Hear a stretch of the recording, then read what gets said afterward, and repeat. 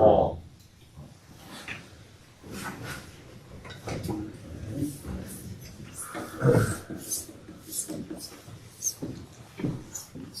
You sellers have to look at the minutes. I did. I didn't see any issues.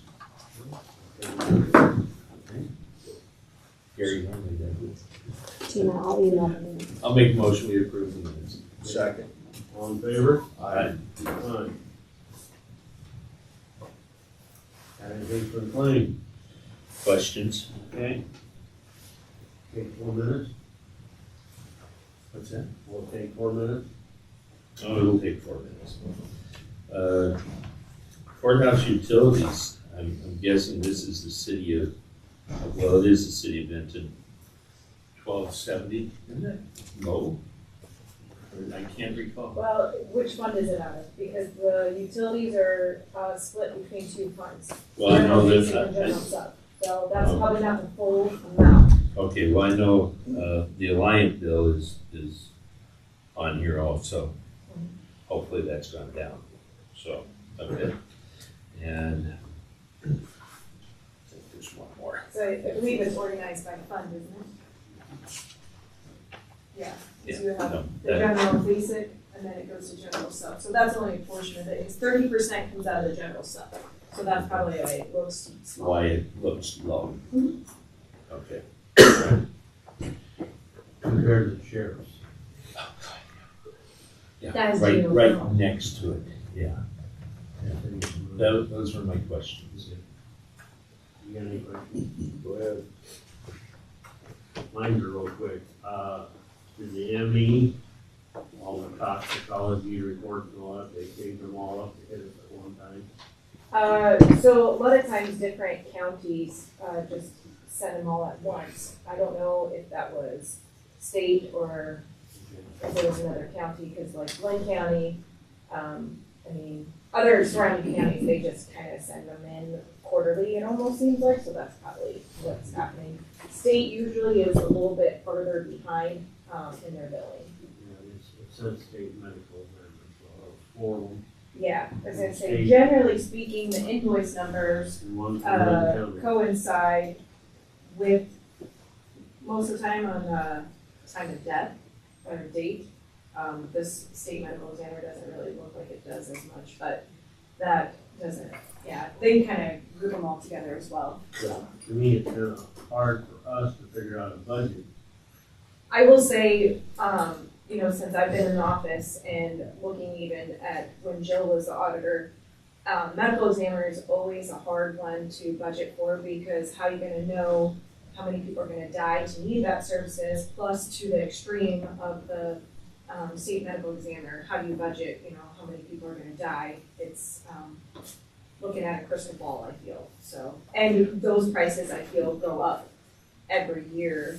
So I don't, there's never been a good answer for that, I Yeah, guess. it's just a way method Yeah. for the budget, yeah, we don't have a way to do it. Yeah, so, but I do know like the medical examiner fees have gone Hi, up, guys. and so that's where everything's going up. so. That idea. I think they just send them in kind of quarterly at the scenario. I'll take a motion to approve the claim. So moved. Second. All right, all in favor? Aye. Aye. Aye. Okay, Mark. Sheriff, Good morning, Sheriff. Morning. no, wait a minute, I was right, Mark, you're next. All right, 9:05. have two land use hearings, or excuse me, two farm exemptions this morning and a land use hearing. The first farm exemption that I've given you is from Brian Peepert of Dizer. Brian has applied for farm exemption. He has 156 acres of land in section 33 of Bruce. It's right up here in the northwest corner. It's on the south side of 55th Street and just on the east side of 12th Avenue. That intersection right there, 12th Avenue is a dirt road.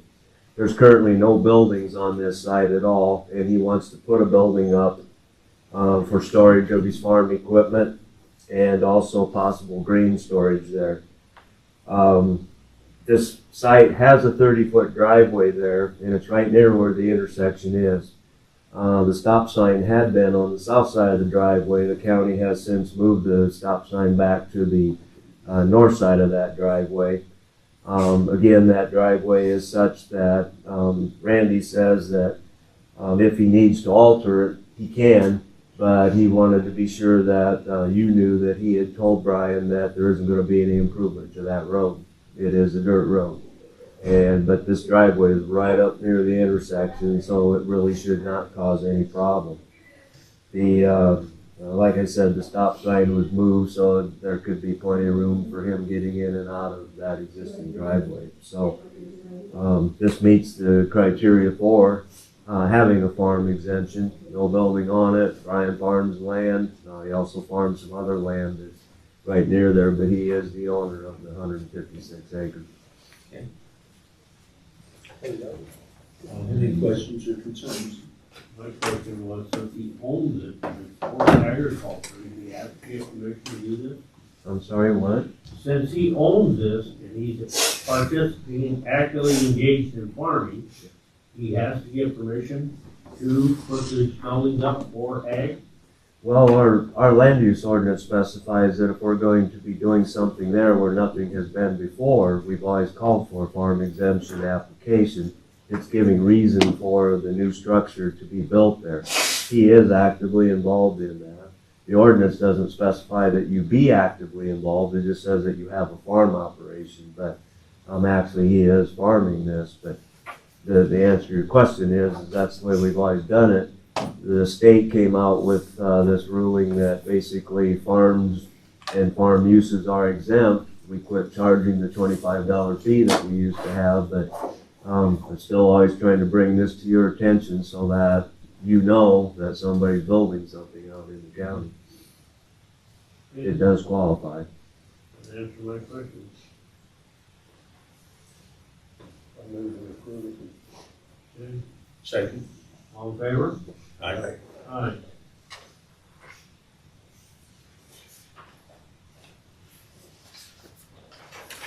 The second application is from Tyler Ebnet. Tyler is from Robbins. Tyler is in the process of purchasing land. It's in section 29. See if I can find it here. It's going to be approximately right here on the south side of 60th Street Drive, section 29 of Benton Township, just to the west of 30th Avenue Drive. There is existing land there that is owned by Sand Hill Produce, and Mr. Ebnet wants to purchase 37.5 acres that's there. He's applied for this farm exemption application because of the fact that he wants to put a house there, but he also wants to start a small farm in conjunction with that house on this 37.5 acres.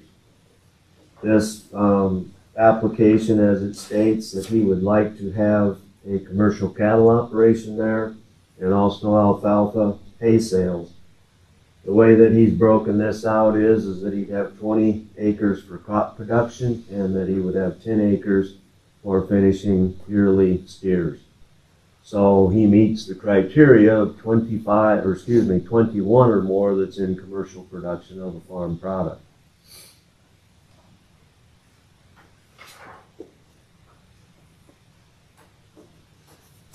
I think I attached the aerial of that with the application for you. I just would note that he'll come in off of 60th Street Drive. The very south portion of that parcel that he's trying to buy here, or will be buying, assuming that you approve this, there's some marshy land in there. And that will not be any land that would be in production. So that's the reason why he's purchasing 37.5, but he wants to use 30 for production of farm products.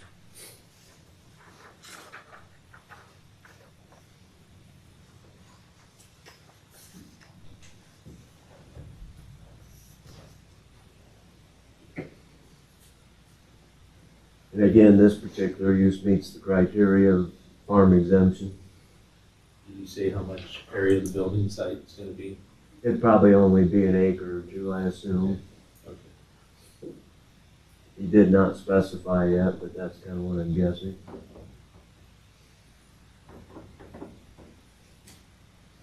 So we get permission on this, and then he's gonna buy it. Yes, And then he'll come see you about a house and all that stuff. yes, sir. Got it.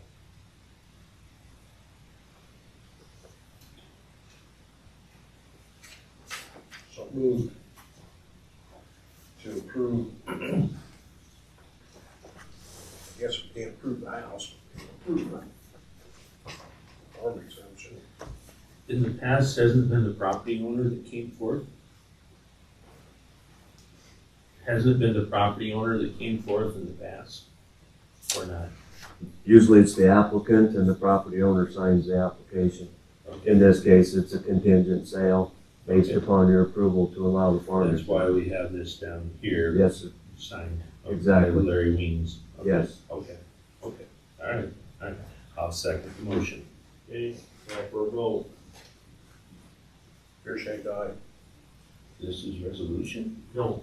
It's just a, just a vote, okay. Aye. Aye. Okay, pass. Ain't doing enough, guys. Evidently. All right, Mark. It's 9:10 now, so do you wanna do like the acknowledge the deputies for attorney, recorder, and treasurer? Well, that's not a timed item. I know, they're on at 9:15 and it's Right. 9:10. Oh, okay. Oh. Okay. That's fine, you got a couple minutes for that. Has anything changed? No, we just need a formal motion. Okay. As long as nothing's changed, I make that motion that we approve the deputies for the attorney, the recorder, and treasurer's office. Second. All in favor? What happened to the auditor's office? They weren't on the election in 2022. Bingo. Thank you. All right. Aye. Aye.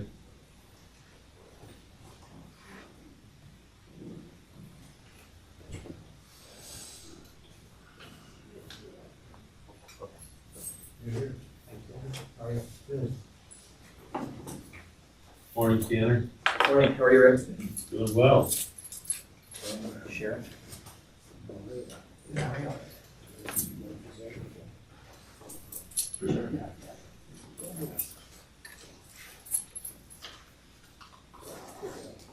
What's up? No. No, everything's not at all. Yep.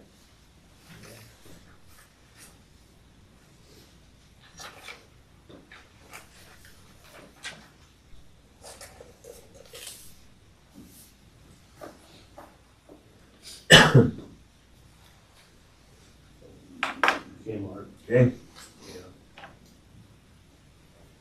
Next on the agenda, we're having a public hearing today to hear about a land use change application that's been submitted by Tanner and Lindsay Davis of Benton. Land's located in the southwest quarter, the northeast quarter, section 22 of Taylor Township. It's just on the very east edge of Benton. It's approximately right in this location right here, just beyond Stony Arch on the east side of town. If you remember back on December 6th last year, you heard an application for a variance from Kim Doolin. This is that particular site that we're looking at today. You approved the variance to the subdivision ordinance to allow an extra split out here on this property that's owned by Kim.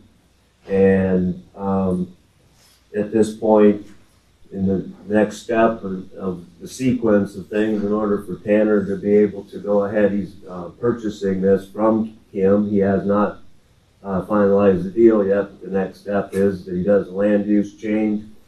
And then if indeed you would approve the land use change, needs to submit the final plat.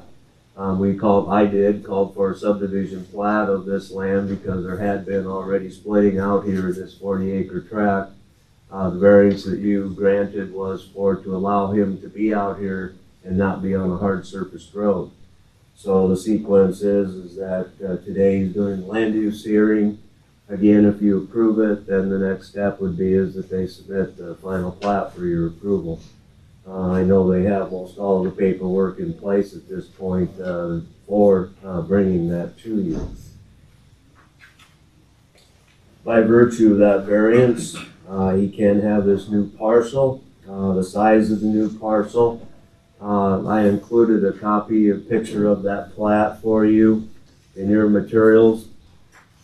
The size of that parcel and what that lot would look like is this sheet right here. It's 6.08 acres in size. Tanner and Lindsay would need to have basically 1 to 2 acres for their new home.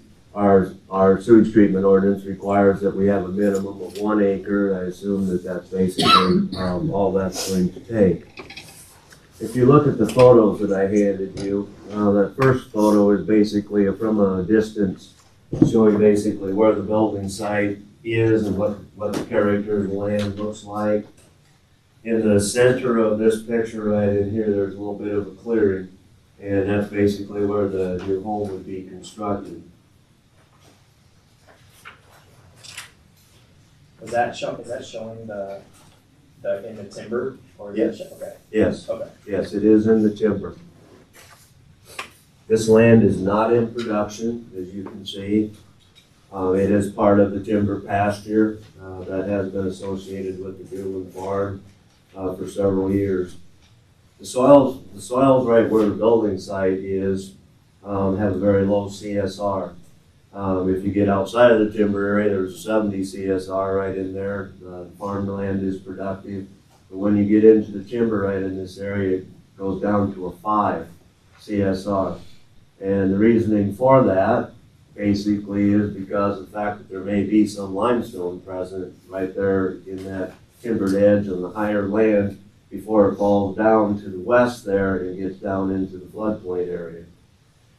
The depth of limestone there can be reasonably shallow, and I'll talk about that a little bit further here in just a minute. Randy Sherwood has reviewed the driveway situation for this new parcel, and if you look at the second photograph that I gave you, I'm looking head on at where Randy has flagged where that driveway would be. That basically is a little bit towards the left side in the photograph, and just over to the right side of the photograph is where the property marker is. And if you look at what the lot is going to look like, that's going to be down here into that area. That driveway is going to come off of 59th Street Drive, come in there, and then traverse over into the building site. The reason why I took that photograph is that Randy mentions in his report that bank needs to be cut down. The site distance is great as far as Benton County's driveway resolution, but that hill needs to be cut down, and Tanner has agreed that that's not an issue. He would do that and take care of that. The other photograph is basically just showing you what the scope of that bank looks like there, the amount of the work that would be necessary.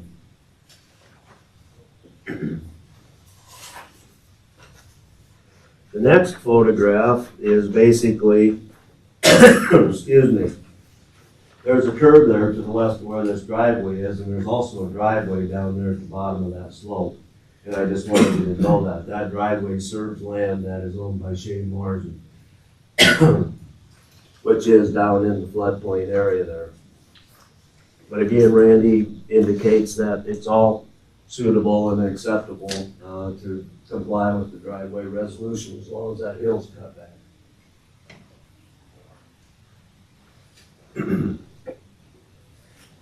This site will need a new well and septic system because of the new home. I don't see any real issue with the well, obviously. The septic system could possibly be a bit of an issue. due to the fact that limestone's present.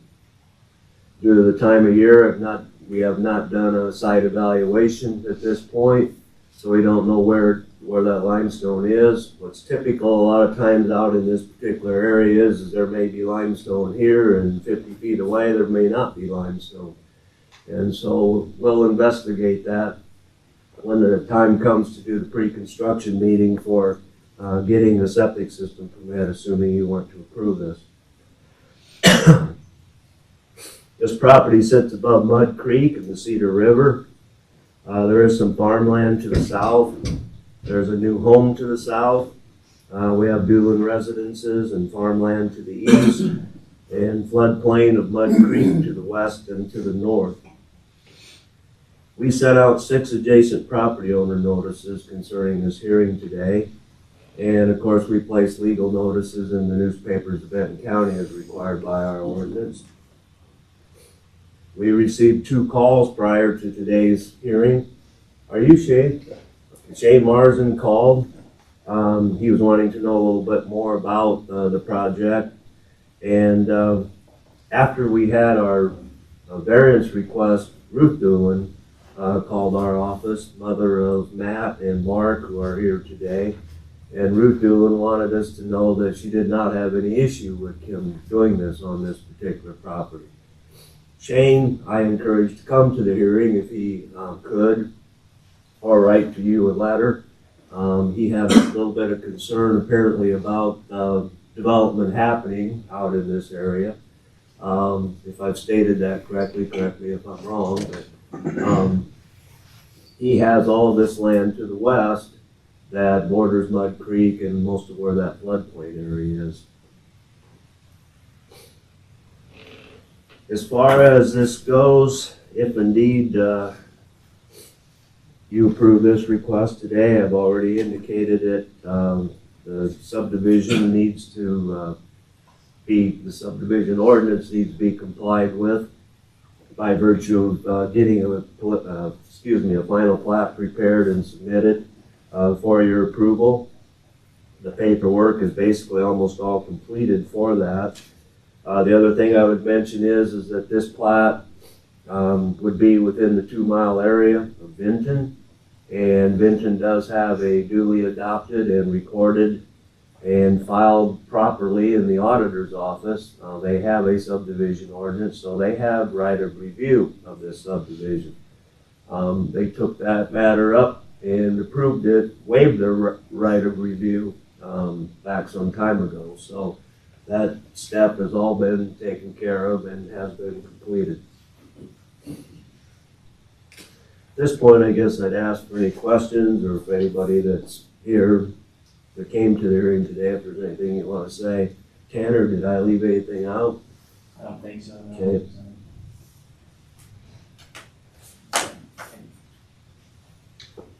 I didn't know if you had any questions. I guess my main concern was when I bought the property 5-6 years ago, there was like 1 house on that whole road. Now all of a sudden there's 4 within about a quarter of a mile, and at what point is this turned into like a subdivision here? Or development? 2 of those homes would be in the city limits of Benton, to the west of you. One was just built this past summer, and then the other one was a couple of years ago.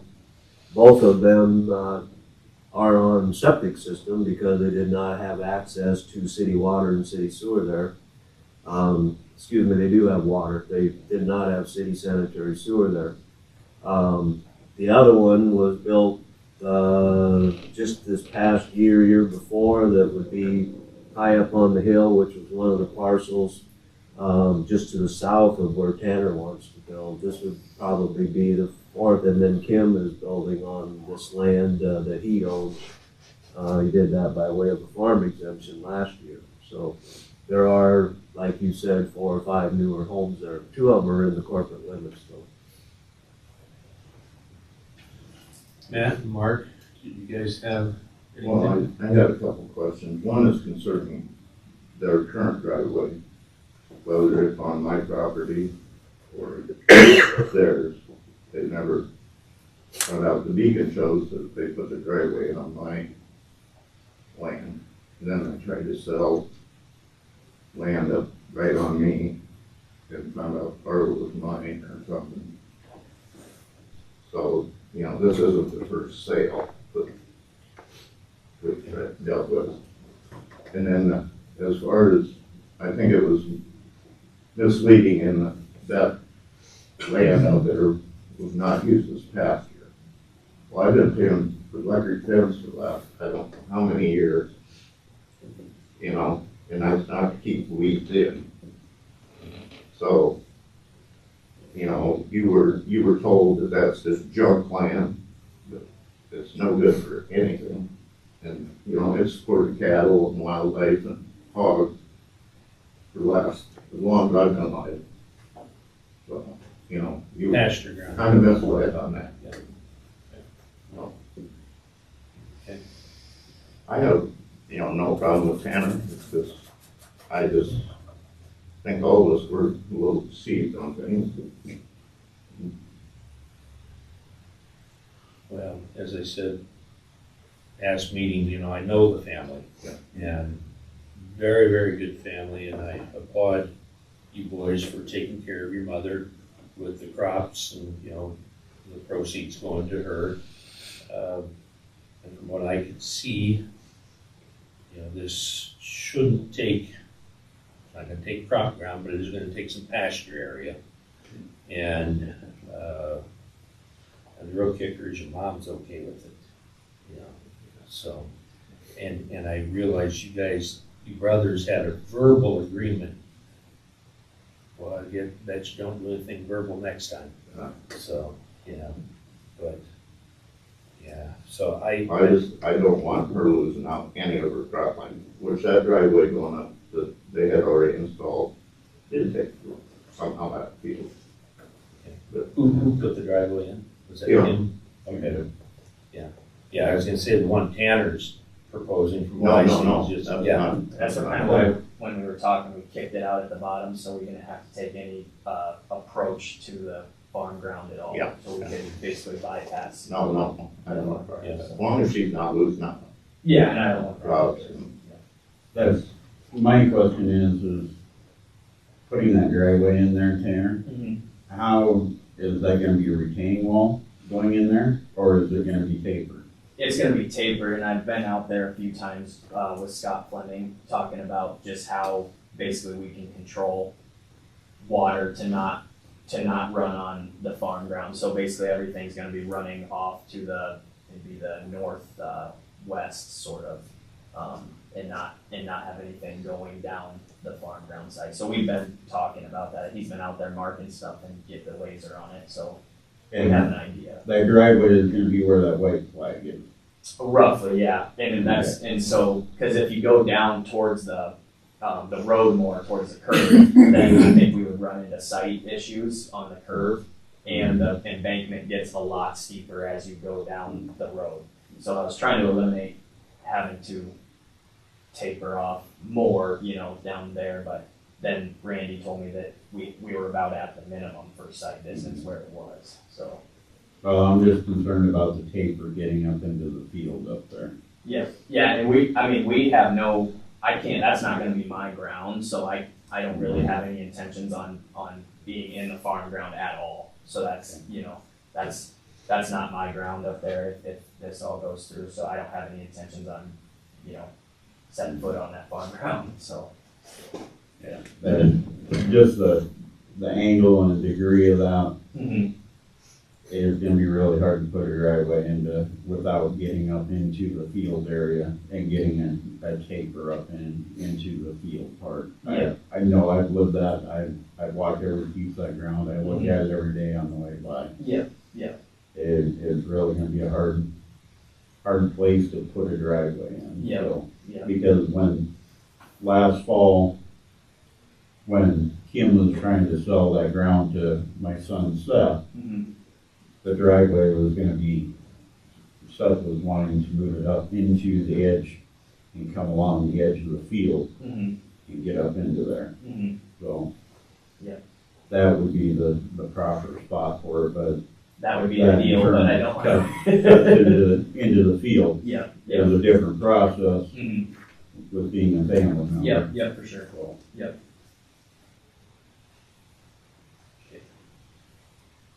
I don't have any questions. My only concern is that the water is not diverted onto Shane's property. Sounds like you're gonna try to divert that to the west. Yeah, And I'm you've not, already got, you yeah, know, lowland, so. yeah, I don't know how all that stuff works really, but I have doing you know, it's not gonna be me out there in a skid loader doing it, so. My concern is there's one here. If there goes one there for Tanner, it'll snowball. That's what I'm not wanting, is a housing development out there. Because in turn, it's gonna turn into city limits. And Tanner, are you prepared to fight if Yeah. there's gonna be another housing development Yeah, out for there? Or Yeah, more? 'cause that's not what, For that part? that's not what my wife and I want at all. Yeah. So, So, my thing is, with my estate planning for my kids, we're gonna be able to wanna add for, maybe someday if they wanna move out there, be able to put houses out on our property, which is down the way, and it's gonna be clear back in, away from the roads and that. And that's part of the estate planning, like mom and dad did for us boys to be able to be out there. I have no problem with Kim building a house out there. That's what was intended to for us family, so. But for another housing development, snowballing and coming in out there, that's why I'm opposing for the housing out here. No offense to you, Yeah. Tanner. It's one of them things. It's just, if one comes in, it's just gonna keep rolling. So, that's my point of view of it. That's my concerns. It does affect the game area, the hunting and that out there, how the game travel. I've already seen that in the east end of town, or by the creek there, with that in there. The deer come in and going across, so, and then when Brett put the house in there, I seen how it travels and that, and Shane, I know it's affected his land down there for that. You can kind of see how it goes from selling Brett this to selling Tanner this to selling somebody else up mine. You know, it's a pattern. Sure. And that's what we're trying to avoid. Land use, though, states, you know, this is the ideal properties for development. And so, yeah, again, I wish you guys would have had your agreement in writing. Yeah. That would have Well, stopped a lot yeah, of things. yeah. I know. And in the state of Iowa, from what I've understood, that any agreement between two or more people is considered a verbal contract, which is legal in Iowa, so. But with your mother approving, you know, it's just, yeah. I don't have any issues with this. I got some questions real quick, Mark. If you could kind of come over here and show me on the pictures. You got the Snow White one there. Here's the driveway yet. If you didn't like Let's get it out. Where is that adjacent to this picture? I see your picture in the background. yeah. Because, you know what I mean? That was it. Okay. But anyway, What's that? this is the site, and the road and the driveway is down here, Okay. okay? That road's coming up along the side over here along the timber, and then there's a little driveway right here that goes back into Kim's new house, which is back here, so that's just looking across the field. But this road would be down here, that's where the white flag is, and that's where the property line would be over in this part. Can't remember how long it was. What's that? There's like 6 or 8 foot of grade then, in it, from the rest of the hill down on the road. 69 square foot. Same, facing the same story, not attached. And I'm prepared if he's gonna be split. I'll make a motion that we approve this, land use change. Second. I'll throw a vote again on this one. Aye. Aye. And,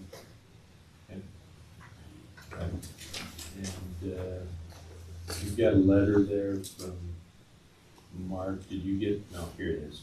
Did you want your letter back, Mark? Yeah, that's fine. Okay. Unless you guys want to review it. I don't know. Did you want to see it, Tracy?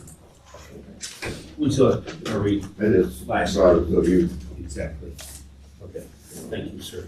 Appreciate you guys coming. Thank you, we appreciate it, so. Gary, thank you. That's great. Thank you.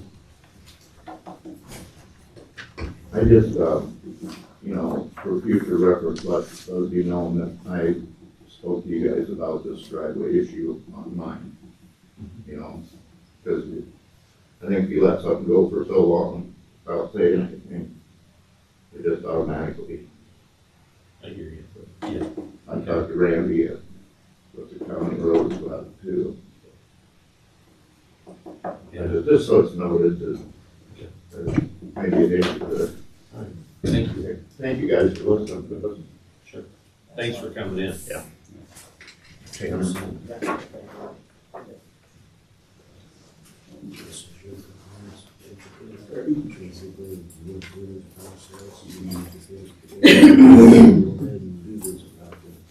Good morning, Jane. Good morning, how are you? Wonderful, and you? I'm great, thank you. I've seen you on TV screens. I know, we haven't seen each other face to face for how Yeah, long? Zooms are only good because of the times to get. I agree. Just, It is efficient for people as far as you said, for traveling and that sort of thing, but certainly you miss out a lot on. in person, much better. Right, I agree. Thank you. Am I next, is it my turn? Yes, you Oh, are next. I don't Thank know you. if I include this with my funding request. I don't have it, but maybe he does, I'm not sure, so. It's a summary of the services that PayCap provided. Is it just one page? Yeah, it is Okay. just one page. So thank you for the opportunity to visit with you this morning. I want to talk a little bit about our funding request for next year. And I also want to summarize the services that PayCap provided in Benton County last year. And I have a handout going around that demonstrates the services that we did provide. We served 1,853 people out of 963 households in Benton County in our last fiscal year. And that was October 1st of 2021 to September 30th of 2022. Thank you, Mark. We distributed $1,286,000 in direct assistance and distributed almost $540,000 of food assistance to pantries in Benton County. And we also served, I want to point this out because I think it's important. We served 130 fewer households in Benton County, but we tripled the amount last year from the previous year, but we tripled the amount of assistance that we did provide. And there's a reason that we served fewer households last year than the year before. The year before, we had a rental assistance program that we helped people that were facing rental assistance. They didn't have resources to pay their rent as a result of the pandemic. We had some special funding from the state of Iowa through the Iowa Finance Authority to help people pay their rent during that time and catch up on their rent. That was only during that year previously in 2020 that we had that funding, in 2020 and 2021 that we had that funding available. And we served many more people in that previous fiscal year than we were able to last year. So that's the reason why we served more people. But last year we actually gave more assistance. And we gave more assistance last year because we had more federal money available to provide additional crisis funding for utilities. The LIHEAP, the low-income energy assistance payment was larger. It actually was double what it had been previously in years. And we also had some water assistance money available as well too. So I just wanted to point that out because when you hear that we served 130 less households last year, it could make you think we're not serving as many people, but it was because we had that state funding that allowed us to serve a group of higher income people. We were able to serve people up to 250% of the federal poverty guideline with that rental assistance program, which that would be a population we wouldn't be able to serve normally in our energy assistance programs. So any questions on that? I'm gonna Okay. close this door. So we have different areas that we serve families and children through in VCAP. And one of them is affordable housing for all. Our board believes that families should have a safe and affordable house to live in.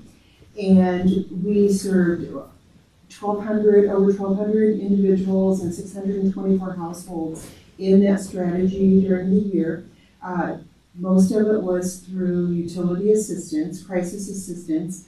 You can see that we distributed $1,108,392 in assistance, and that was for direct energy assistance and crisis utility assistance. We paid money to utility vendors and heating vendors so that folks could keep their homes warm during the winter and keep their utilities on if we ran into crisis utility situations.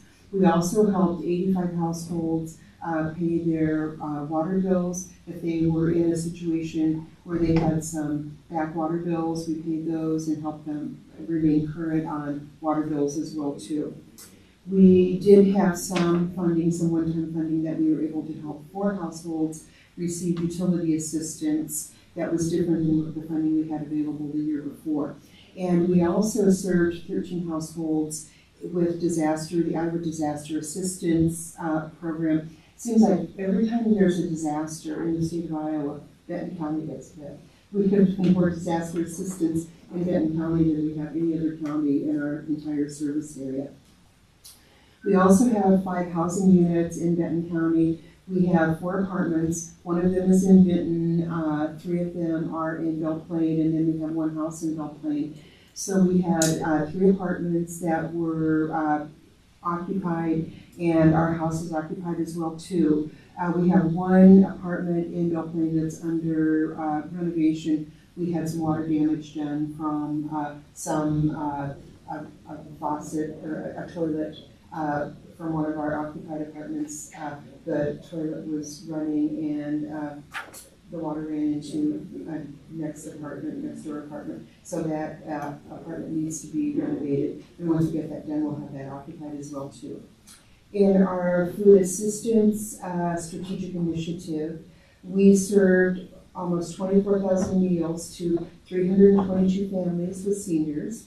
We did reopen our congregate meal sites after the pandemic, and we saw an increase in people returning to for meals, but we still see more people wanting to keep that home delivered meal rather than returning to congregate meals.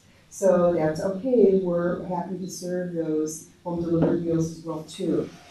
We continue to provide meal reimbursement to our volunteers that are delivering those meals in rural communities because we understand that it's an expense for them. We're so fortunate to have volunteers that take them to some of our more rural areas, but we want to make sure that they're not accumulating costs as well. We want to recognize them for their time. We also distributed equipment out of our medical lending library out of Benton to a number of families and seniors as well. Our food reservoir distributed over 300,000 pounds of food. That was a 3% increase and an 11% increase over a 5-year period to our partner agencies in Benton County. And we have a number of partners in Benton County. Most of their faith-based organizations or volunteer organizations But we have one really unique partner, it's a food pantry that I want to tell you about. It's a library in Garrison. We don't have any other partner agency in Garrison or food pantry in Garrison, but our team members worked with the library because we had people from Garrison coming to our mobile pantries and going to other pantries. And we thought, well, this is an area that is in need. So we worked with the library staff and they said, hey, we would be glad to have a pantry here. It's been wildly successful and we have a great attendance of people attending that pantry. So that's unique for us in that we don't have any other libraries where we have a food pantry. So hats off to the Garrison community and the team members at the library for being creative and being willing to host a pantry. We also have 2 backpack schools in Benton County, one at Shellsburg, at the elementary school there, and at Tilford School in Benton. We also have our Head Start slots. We have 28 slots at our North Benton site, and then we have another 6 slots in Benton Community Schools that we contract with the school for in their preschool program. At our North Benton site, we have a variety of options available. We have full day, 4 year, and part day, part year, and then we have some school day, school year. We really tried to be creative in looking at the types of Head Start and wraparound child care services that we offer because we want to support parents as they're able to go to work and go to school to increase their earning ability and stabilize their families. So we really look at the needs of what those families are within, that we're serving within the community to be able to support them. We also continue to operate our maternal and child health services in Benton County, and we continue to do the health screenings and hearing and vision screenings as well too, and work on early identification of issues that children may have so we can get them services so they'll be successful in school later. We appreciate serving Benton County, and now I'll talk a little bit about our funding requests. We're requesting the same amount of funding that we requested previously, $78,776. $10,000 of it would go to support our Belle Plaine Senior Dining Program, and that's providing both the congregate and home delivered meals to folks in the Belle Plaine community. We provide services 5 days a week, and we do both the home delivered and the congregate on site. $47,087 would support our Benton and North Benton senior services. We do serve 6 days a week in Benton. We add Sunday as a serving day there. That's once again another very successful way of serving. We have people come from all of Benton County to eat at our Benton site on Sunday. And we also use some of the funding to support social activities for seniors in the Benton County site at our North Benton area as well too. And then the remaining amount of funding, $21,689, supports our Belle Plaine housing program, and it helps us, which is the 3 apartments and the single family dwelling. It helps with our maintenance on the units. We serve at-risk families in our housing program in Belle Plaine, which means they're either homeless or they're not able to get housing in the traditional housing market, and they pay 30% of their income for rent. So it's below market rate rent. So we have some revenue coming in that we reinvest back into the units, but not enough oftentimes to pay all of the maintenance needed on those units. We appreciate the long-term support we've gotten from you and hope to continue to have that support as well too. Well, it's a great bang for the buck. You know, the 78, just short of $79,000, and we've got a Benton County budget which is totaling over $5 million. I mean, wow, what a return on the investment.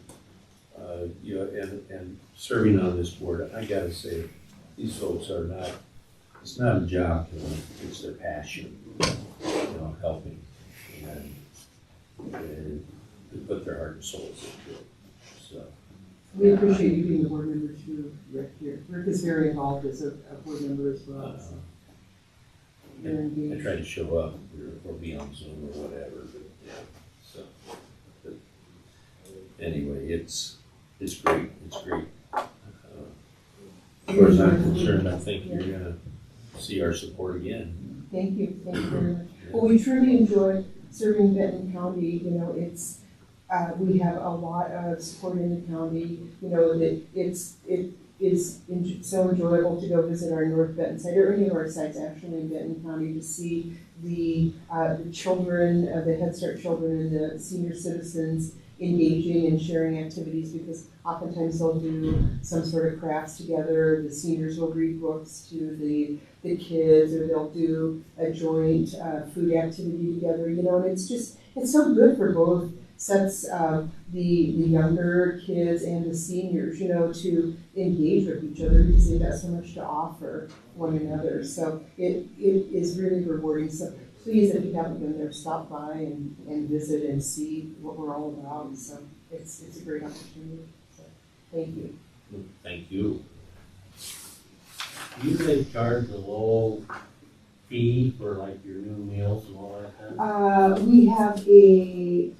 We don't expect any contribution for, we have a contribution box. If you're over 60 and you're low income, you don't have, there's no expectation of contribution. You can contribute if you want.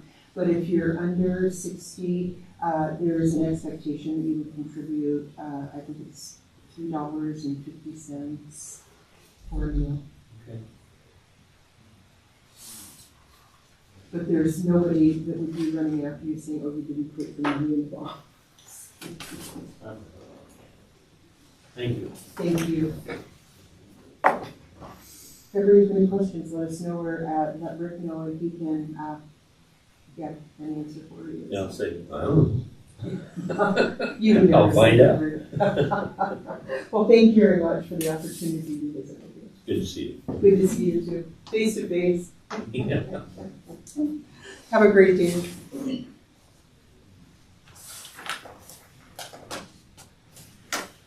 What do you got, Ron? Did, Amy send letters with you? There you go.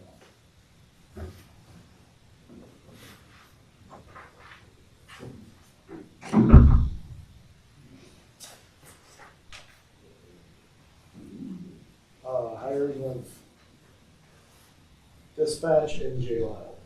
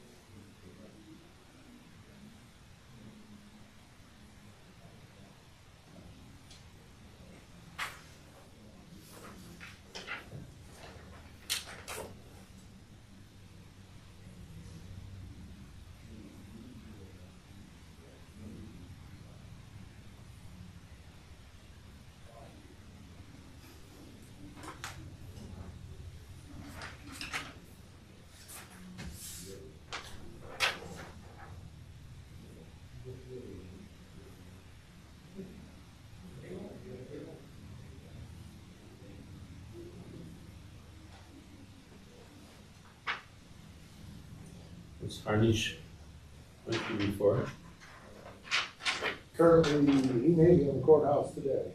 Okay, okay. This will be moving into He's a no full-time longer- spot in dispatch. He, Okay. some years ago, he dispatched in Lynn County.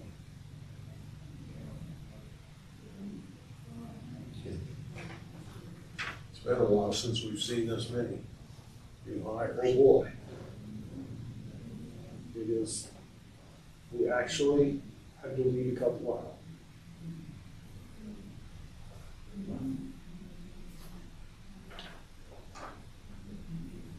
This puts you up to speed then, though.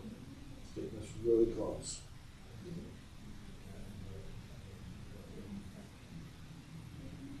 We ran onto the problem in dispatch where we had a bunch of part-time people and they put out the schedule, when can you work, and nobody was volunteering. So we decided it was kind of the fish or cut bait. If you can't work, we're gonna take you off the schedule. Yep.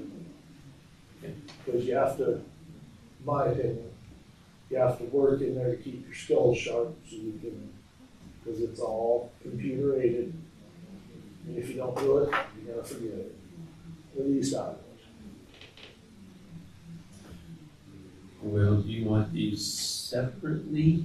I would say, because you got 3 part-time, right? One full-time? Well, yeah. So all the wages different too. Well, no, this one's full-time.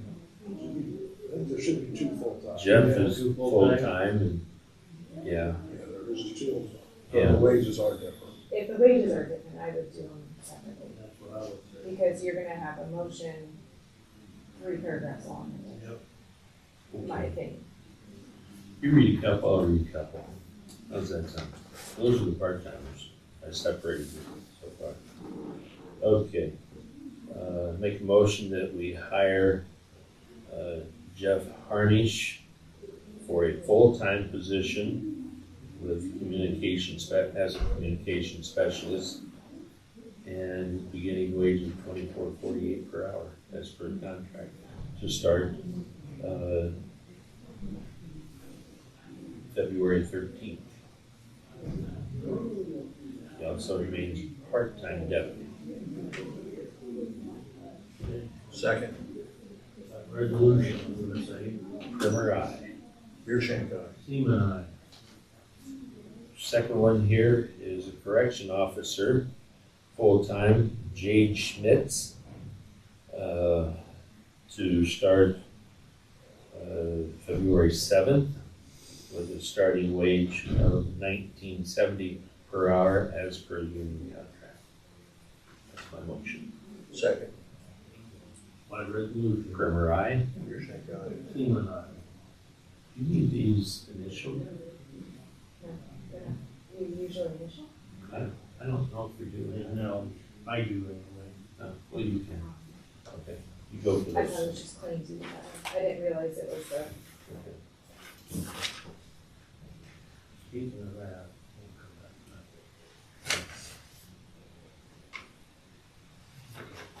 Here, you're up. Like to hire Wanda Henshaw, part-time in the kitchen. Beginning wage to be $17.53 an hour, starting 2/7/23. Second, Primer aye. Beer shank aye. Seaman, aye. Last but not least. Like to hire a vacation. Benton Sheriff's Office would like to hire, fill a vacancy for communications specialist, part-time. Courtney Meyer. The beginning wage would be $19.70 an hour, starting date 2/7/23. I'll second that. Primer aye. Beer shank aye. Seaman, aye. Unbelievable. Very good. Sheriff?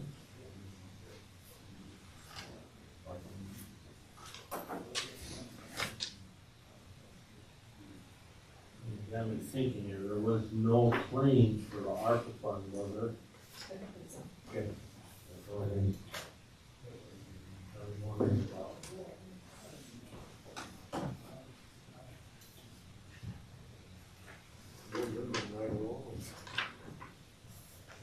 Well, we're on time. That's weird. Is the trial going on now, or is it postponed? It was postponed, yeah. When is it postponed to? I have not heard that yet.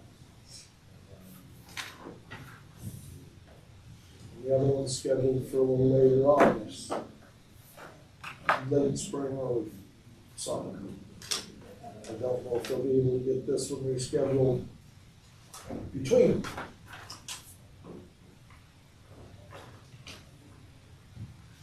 See, we've gone over this with you since we have time until Byron gets here. How you guys still have some vacancies in the boards. You have, this is, eminent domain, I believe. These two people were not reappointed, so I don't know if that, this is the EC cog, these have been vacant for some time. What's in red was what was reappointed, and what's in black hasn't been. This one, you guys never reappointed him to that one, so we still need like a motion on that, because you said that was still a thing. And he was never appointed as alternate, just regulars. Historic preservation, you guys noted that she didn't want to be reappointed, but you did make the appointment. And then IRBM, this one, hers, it's expired as well. And then this is the massive one, you're welcome. That what's in black hasn't been reappointed. So, yeah, like this one, that one we haven't done for quite some time, and I didn't know, but, yeah, there you go, because even like, this is rural addressing board. So, I don't know if you want the originals or whatnot, I'm just trying to get the directory as up to date as possible. I think what happens is, we usually have things that, after the beginning, then don't come about and then they get forgot about. So I just want to make sure that all the directories are filled, the boards are full. So I don't have any issues. Okay. Can I read this? Because we can't really act on any of this. No, I'm just giving you a heads up. Yeah, I did not know any of this. We can look at some of this afterwards.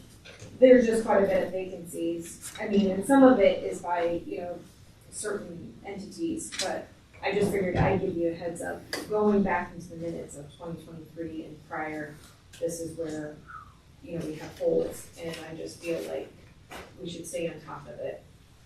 Can you copy that email to us? Do you want me to just take it back and email what I have to you guys? As what I have written down there? Probably wouldn't hurt. I can do that, but I just figured, I was color coding it because there's so much, I'm just trying to make heads or tails of it, it just made more sense to me. Well, like the rural addressing.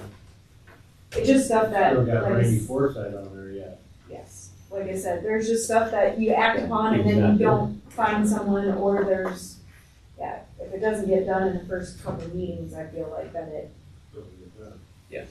so I just wanted to stay on top of it this year. Good morning, Myron. Morning.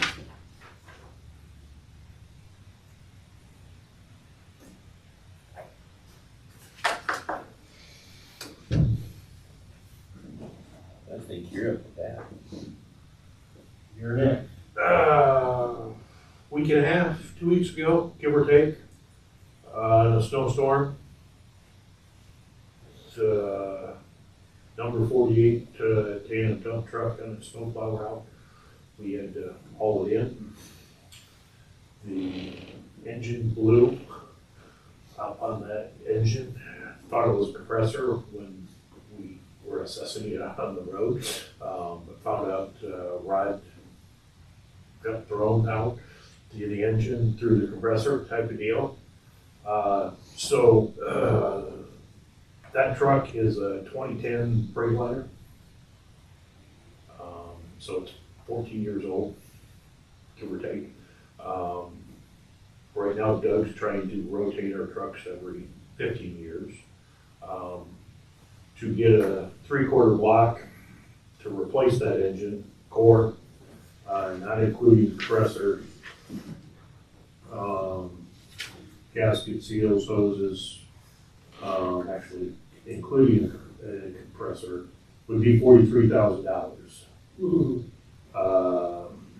That doesn't include labor, it doesn't include the miscellaneous parts that you have to put into that engine to replace it.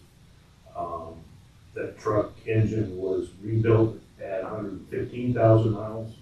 It's got 198 on it. That Mercedes MVU 4000 engine really has not been performing well for us. Whether Or anybody else. Would not be my recommendation to, and I think the engine might be 6 weeks out at least, plus time involved. We reached out to Gator and got a Mack Granite cab chassis cost. The dump box on that truck is in good condition. We can just have repainted aspect on it.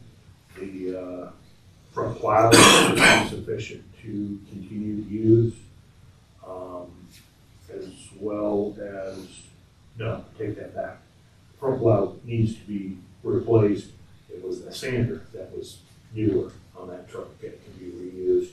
If we were to put a wing on that truck, because it doesn't have it, since we've been putting wings on it, it would be something new. But we reached out to Gator for that truck. We reached out to Truck Center for a Freightliner truck, and we reached out to Truck Country for a Freightliner truck.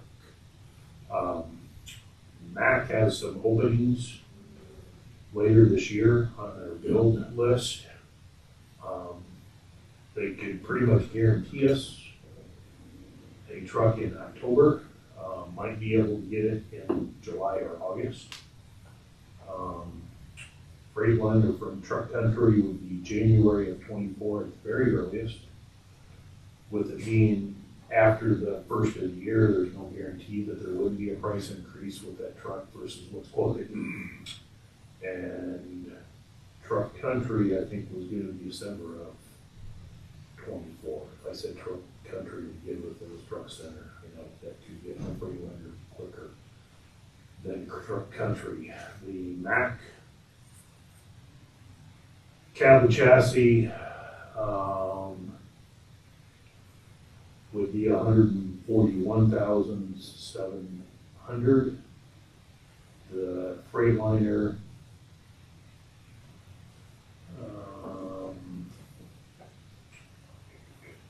114 SD would be $125,027.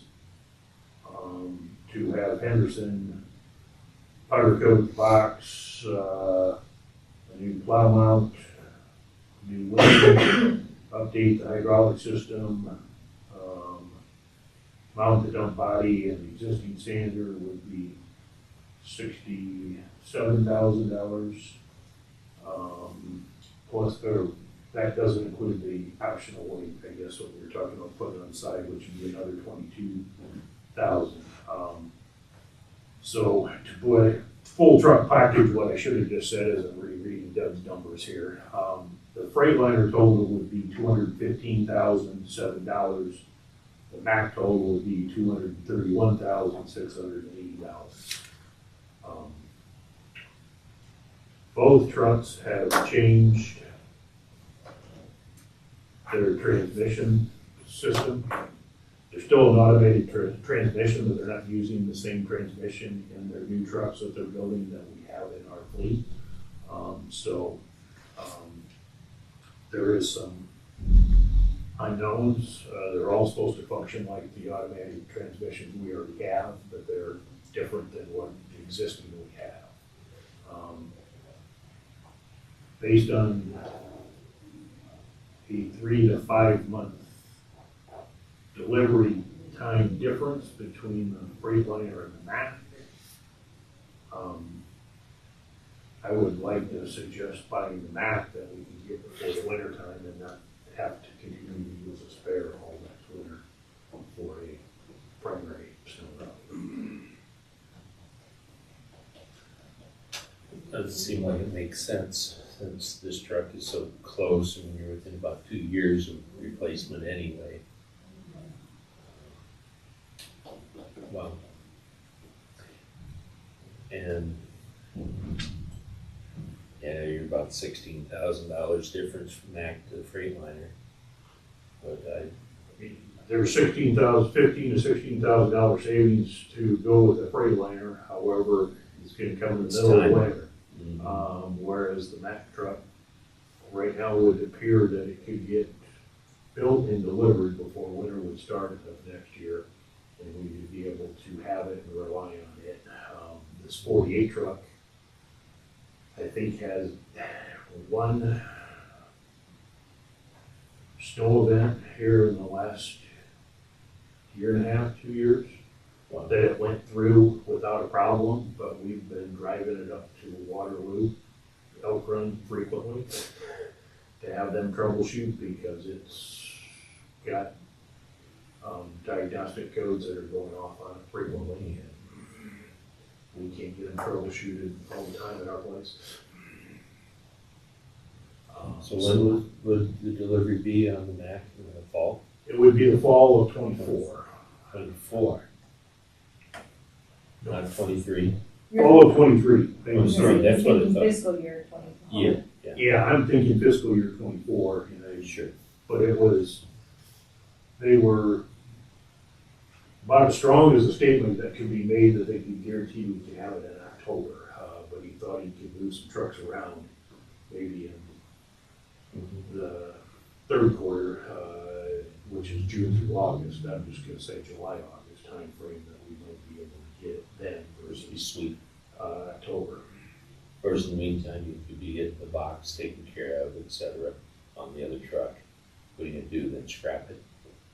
The cab chassis truck and what's left, yeah, I can say there's some newer hydraulics on it than some of the couple of the other trucks we have that might change some of the hydraulic setup. Scavenger, which can. Scavenge off of that truck that we could put on some existing ones versus scrapping the whole truck completely. But How many more trucks you got that are on the road right now with that Mercedes motor? just that one. Just that one?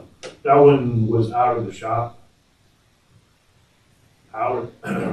Was out having some service work done versus stored where it normally is. At the time that the fire started out at secondary roads, it would have been in that fire and been destroyed. Dang it. Its sister truck was. Yeah. I'm positive that's the only one that we have with that engine vintage. But two questions, I guess, suggestions I had here is that I think replacing the truck versus the motor replacement makes more sense at this point. Either case is a major expense that wasn't planned when I submitted the budget here a few weeks ago. And if you go with the new truck, then I was going to request increasing the equipment line on the 24 budget to the adding 200.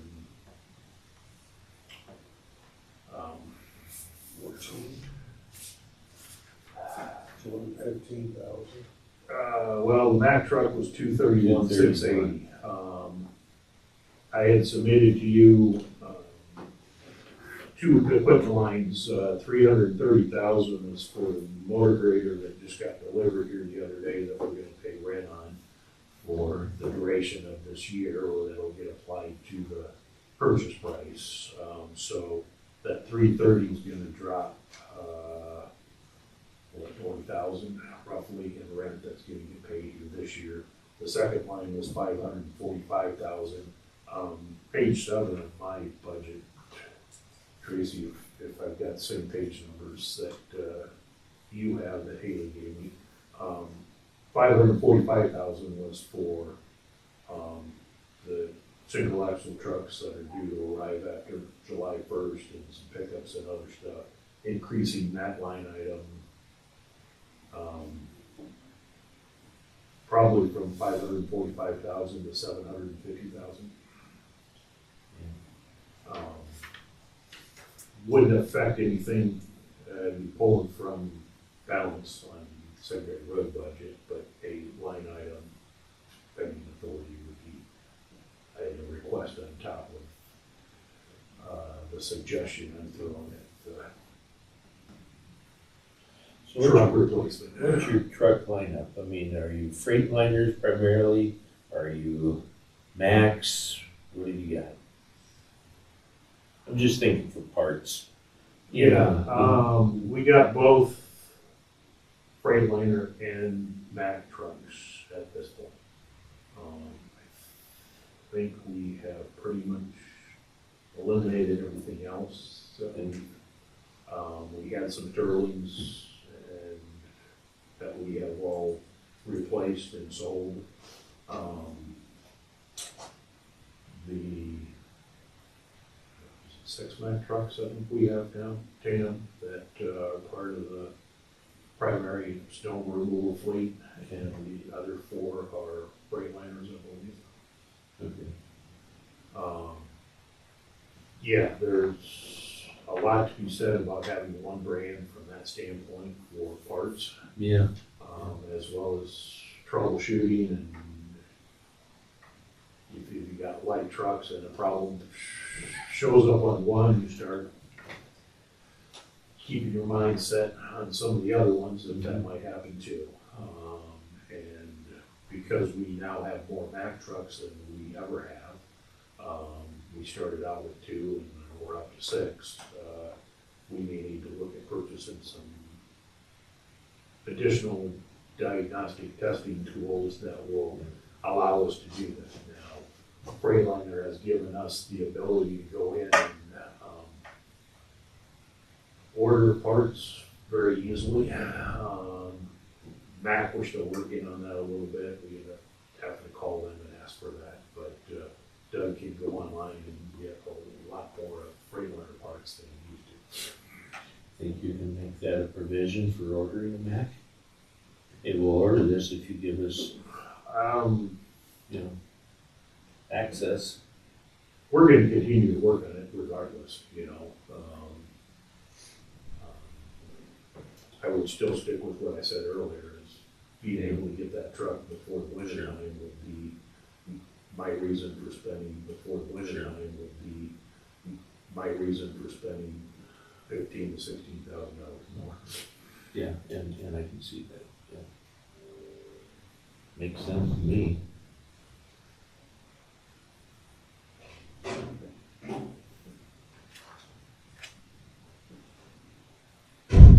What do you think, guys? Should he amend his budget? You were gonna replace it within a year anyway, right? It would have probably been something that would have been coming up in fiscal year 25 or 26 based on, it's not, it wasn't part of the 24 budget, but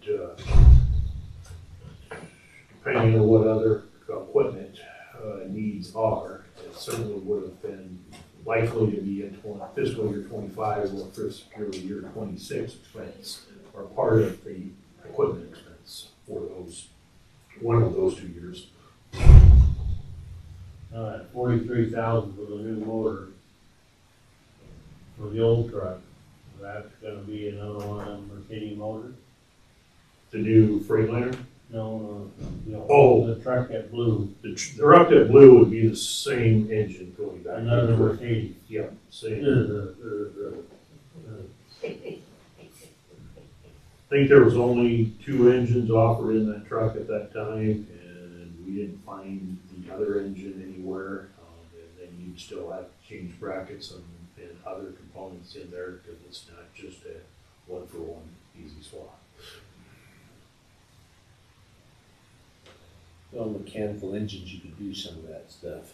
But the computerized ones, you're over the barrel.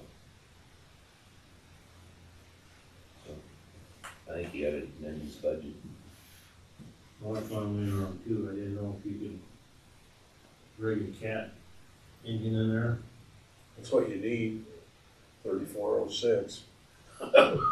Not. Talk about antique. I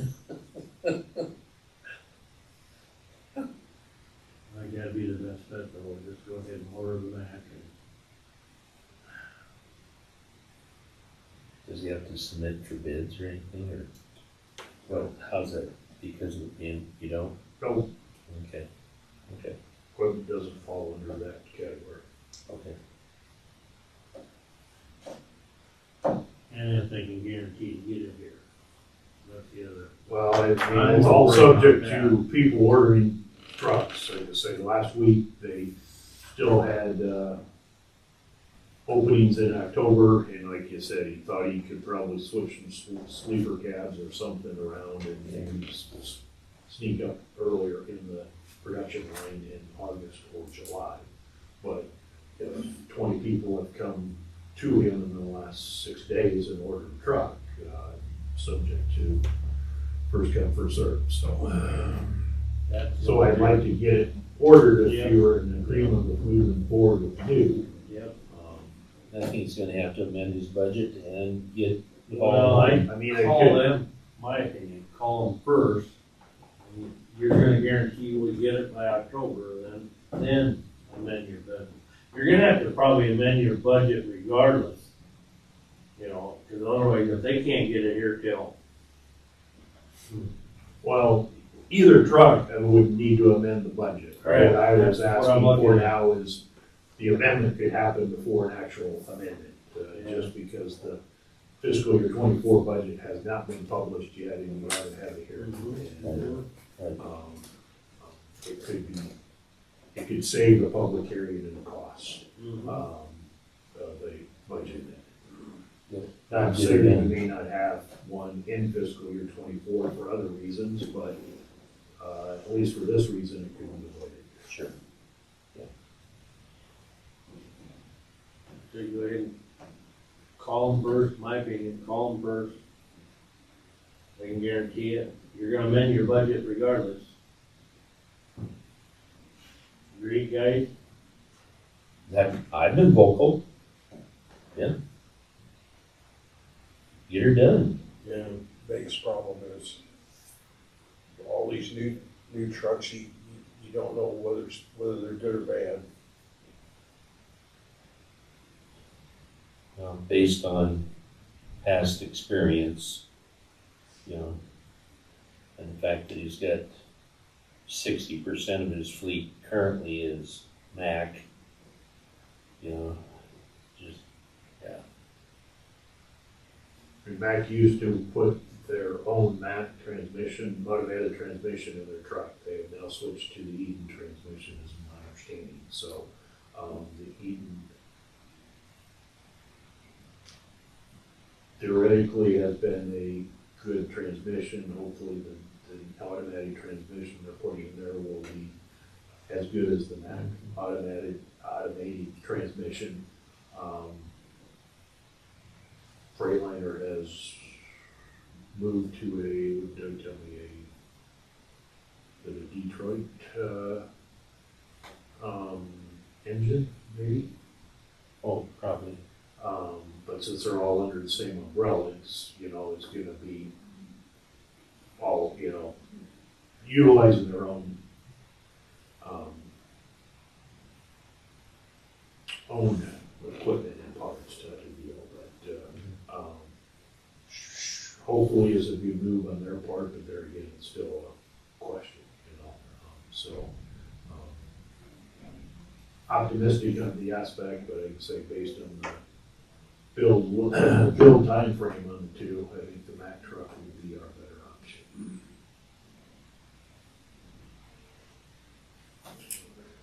Looks like they're ready to sell a truck. Mm-hmm. They're building them at least. What motor is in the Freightliner then? Detroit.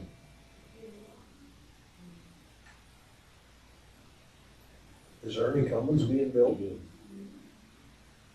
Yeah. They're just not putting them in trucks. can't remember if it was, I'd have to re-ask Doug because I forgot, but when he was doing some searching that, 2010 was about the time the DEF, I think, was being, not so much introduced, but required on board heavy-duty trucks. And I think Freightliner went through that time period between the Mercedes, I don't remember if it was Cummins and or Detroit. Two of those three, I think, it may have been four, but based on our truck and time frame, I don't remember which other engine might have been an option, but we couldn't find anything other than for the engine replacement, the same Mercedes. Yeah. Alrighty, I think you got some directions there. That works. That's all I had for you today. Just a quick note, I wasn't here the other day, but I have reached out to Shive Hattery after you met with Wayne Sila to, I wanted him to double check the proposal quote he had for doing a survey on 61st Street, dirt road south of Benton here. That came back just last night, at $14,700. I'm gonna call him today and tell him to move forward with that, so I just, thought I'd give you that update. Wayne stopped out and talked to me after he had met with you, told me what you had said. I actually had the computer on at that point a little bit and listening in the background, so I had already heard that you were willing to move forward and do at least that much of that project. And then just as an informational note, Friday I'm meeting with a consultant in Lynn County Conservation, but on 52nd Street where the Cedar Valley Nature Trail intersects Benton County Road, 52nd Street, evidently when that railroad used to be in operation, that used to be a tunnel, and the railroad went under the road there. Cedar Valley Nature Trail would like to return that to a tunnel and put a box culvert in there. And they were gonna show me their concept ideas Friday when I meet with them. But something that Wood County Conservation is spearheading, leading would be, they have secured ARPA funds, I guess, to do that project. So, you know, the timeline on that, the project's gotta be, what is that, bid out by the end of calendar year 24 and built by 27, 26 or 27, something That's like 5 that. years it's gotta be spent. Okay. Don't know much details about the project yet, I'll learn more about Friday, but just, if somebody's asking what's going on, that's what Wood County Conservation is looking at doing on the trail, is to put a box culvert in, basically create a tunnel again, and the light traffic would go under the road. Right now, they have built a little bit of a gradual ramp, so to speak, on that trail. You come up over that, you get off that trail and get up to the road surface height, and then you return back down. And, I don't know, 300 foot spacing. I got a question. You got Calhoun and Burns Associates Engineering Fee? Mm-hmm. Okay, I penciled it up, it's 30,000 that we're paying them. If you would actually hire another engineer, would that be some of his duties? Or is this something that, the new person could not handle whatever this company was doing? Some of potentially both, or at least, or back up. Some of what Calvin Burns and Associates has been doing, we could possibly be doing ourselves with design work. They also do the bridge inspection.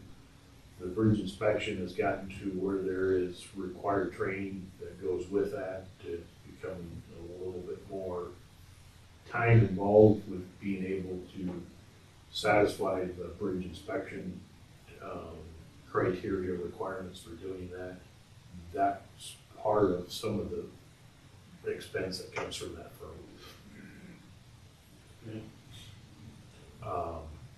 But having not had anybody here lately, I have asked them to do a bunch of design work, as well as another firm that had come to me here recently, a smaller operation that does a little moonlighting in the evenings and weekends, and I've got them doing they just completed the surveys on 4 bridges to work on replacing that. Calvin Burns has 10 bridges that I'd asked them to look at. 8 of them were replacements. 2 of them are some overlay projects for the future.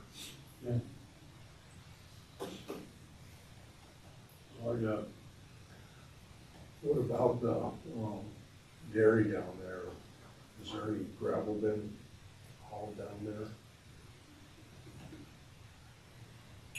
I don't know if we've hauled anything here. We haven't hauled much rock at all this winter. I know that.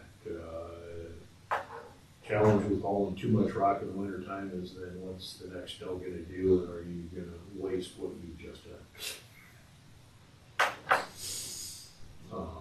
And have concentrated solely in areas that absolutely necessarily need. I know we've got some potholes that have gotten bigger and deeper here real recently. Not so sure today that we weren't gonna work on 51st Street, west of 150, where there was a pothole that's gotten bigger and deeper here, and hopefully that we can mend that with this warmer weather today. I'm just thinking that there's a rock on the dairy on the road there. They got the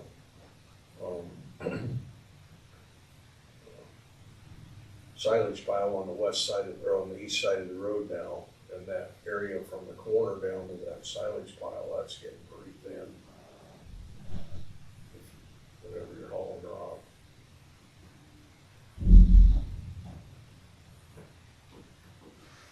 All right. That's all I got. Thank you, sir. Mm-hmm. All right. Report.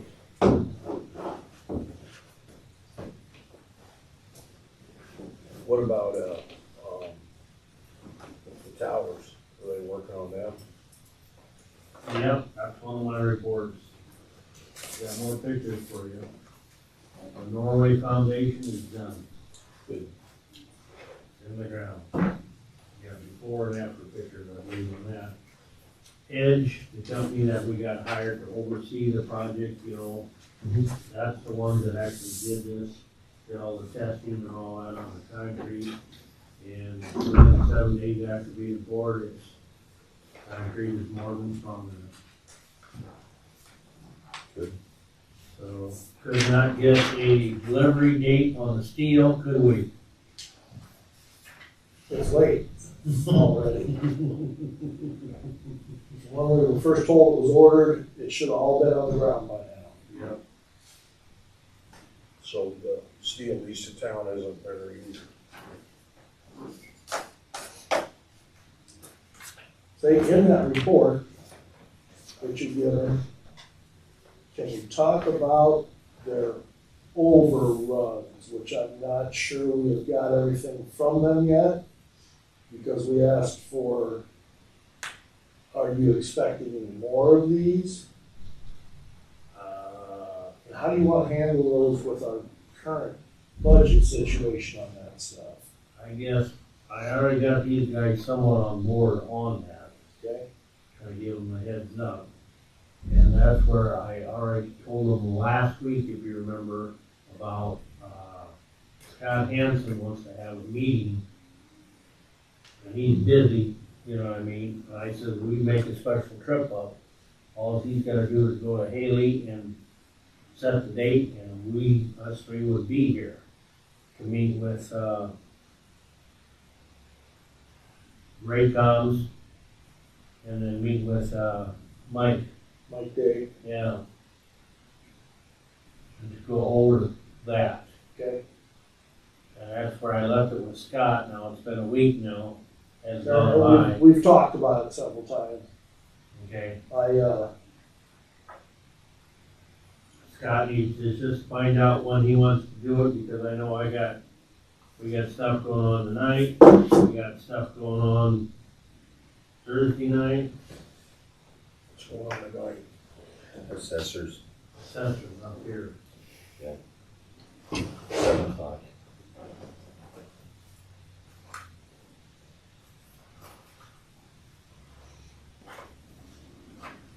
Everybody's checking. And then we're meeting up also on Friday morning. Maybe that would be a Maybe good, that would be the time to do it. Yeah, might be.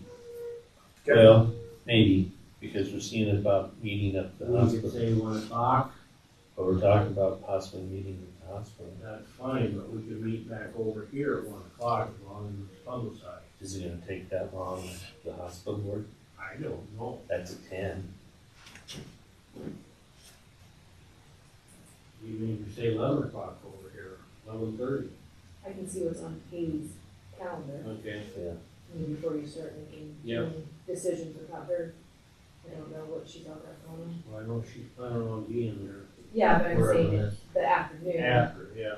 I mean, Now, Then you gotta see if Mike can come. yeah, now we're not on weekly meetings with Raycom yet, No, not yet. okay? We're close. When the metal shows up, I think, and that's when he wants to do it every Thursday, Okay, the way I took it. we met last Thursday, Correct. so we'll meet next Thursday, and he's supposed to have all this. Because some of the other. Next Thursday is like next week? Yeah, Thursday. next Thursday, yeah. Okay. Because the other, not a problem, but I get what's going on, Rogers out here. Same company that did digging out here, that put the footings in, same one did Norway, Mm-hmm. okay? They're gonna do this out of Rogers. The whole of this now, correct me how to say this, they haven't got the okay yet from the They're missing a piece of paper from somebody. from the airports, saying it's all right, you know. We had to give permission to shut the lights off, to hurry up and tear the tower down from the aviation. Right. And now we wanna put it back up, You gotta get and we permission. gotta get permission. Well, the person that was in charge of this area retired in December. Did not forward all the paperwork on to the new people. New people say, we're gonna start from scratch, because we don't know what's going on. Well, now that's a big holdup, so the question was presented to us, do we say, yeah, go ahead and start digging, put the foundation in, without getting permission to put the tower up? So the guy that retired, did he fall off the face of the earth? They can't call him? We're, how far is that? What's that? Tower from the airport? Oh, about a ways, 4 miles? Yeah. 3 miles? 3-4 Yeah. miles. Cross country. Yeah, so Rogers Park is just northwest of a mile as the crow flies. So, you know, that's just another catch-22 there. Yeah. Well, is it, You know, they if take off or make their ascent? us guys say, yeah, go ahead and dig, we'll get it, and then what happens if we don't, because then we got this stuck in the ground. Well, the problem is, where are you gonna put it otherwise? Yeah. Yeah, we own the ground there too, so. Yeah. I mean, it's just, Yeah, I mean, what are you gonna do? Where are you gonna put it? we'd have to get in and re-engineer the whole thing again. And it's all gonna be in the same general vicinity. You have to draw more pictures Yeah. I'd say stick in the ground. on I'm tired of their pictures. $1,700, $5,000. All right, well, I made a phone call to the retired guy. And the other thing is there was one budget item in there, I don't know if we talked about. I don't know if, well, it was in their contract where they had X amount for tear down and removal of that tower. Did they take the removal part out? I don't know, that's one of them Mike Day questions. Okay. You And I know, brought that up to Scott, I said, they didn't remove it. no, well, we okayed, $12,500 for cutting 2 cables with the chop saw. Yeah. What? To bring the tower down. $12,500 to cut it off with a chop saw? Yeah. I can buy a brand new chop saw for $12,500. We tried to do it, didn't we? Yes, we did. But, We were told we It's didn't done. have the correct insurance. yeah, Okay. it's done, it's gone. I just wanna make sure they're not charging us to haul it away because they didn't haul Yeah, it. we did everything else. And you got insurance? I don't know if our, contractor to haul it away had that kind of insurance or not. I can tell you, there wasn't much metal there. Weight wise, he came out on the short end of the stick. He said he probably was a break-even deal because of the stuff going up the tower. He said otherwise, he said the metal was not much. Yeah. But I said if we have anything else we need to do, you'll be the first guy to know it. Hopefully you can make some money on it. He was good enough to do it for us. Wonder if he wants an old dump truck. What do you got? Secondary road. He'll be there tomorrow. Well, the other thing I had was on Wednesday afternoon, I had a WMA meeting finally. We finally had enough people that we approved the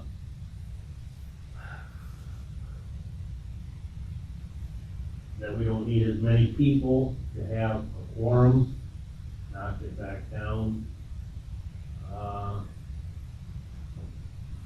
I also, asked Jennifer Pencil, yes, to come out here to the supervisors meeting, for that. Asking of the $8,000 to join the WMA. So she's supposed to be coming out here. I'll let her put the plug in, not me. So she don't have one, she's filled out already. Right. Let her come out. That was on the WMA, get on that one, and then Wednesday morning, I was invited down to the Schulte Dairy Farm down in Norway. Tom Vilsack, our Secretary of Ag, sent out a gal from Washington DC about a grant that, the Schultes applied for, about making cheese on the farm.